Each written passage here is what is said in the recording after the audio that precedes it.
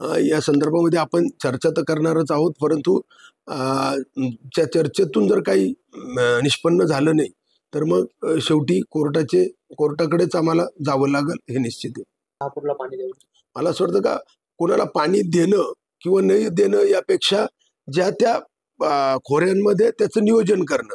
आता जर गोदावरी खोरं जर तुटीचं खोरं आहे, त्या तुटीच्या खोऱ्यामधून पुन्हा पाणी दुसऱ्या बेसिनमध्ये नेण्यापेक्षा, आणि ज्या तालुक्यामध्ये जवळजवळ 50,000 एकर जागा सिंचनाखाली गेली, आज त्याच तालुक्याला काही ठिकाणी पिण्याला पाणी नाही, सिंचनाला पाणी नाही, आणि मग त्या लोकांचा देखील विचार करण्याची आवश्यकता आहे. पहिली प्राथमिक त्यांना देखील प्राधान्य देण्याची आवश्यकता आहे.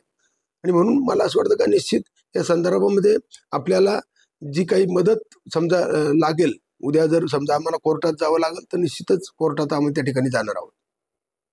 मला असं वाटतं का मुख्यतः गोदावरी खोरं हे तुटीचं खोरं म्हणून समजलं जातं.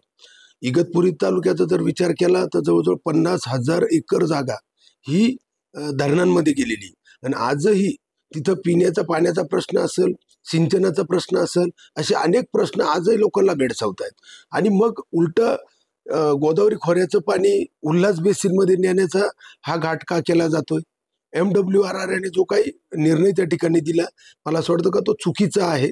आपण त्याऐवजी त्याच बेसिनमधून जर एखाद्या ठिकाणावरून पाणी घेतलं असतं तर त्यामध्ये समतोल देखील राहतो.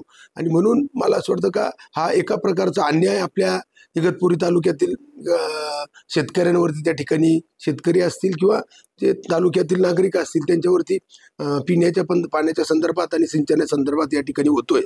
आणि म्हणून मला असं वाटतं का MWRRच्या निर्णयाच्या अगेन्स्ट आम्ही निश्चितच सगळेजण एकत्र येऊन त्या ठिकाणी कोर्टाकडे त्या ठिकाणी धाव घेऊ.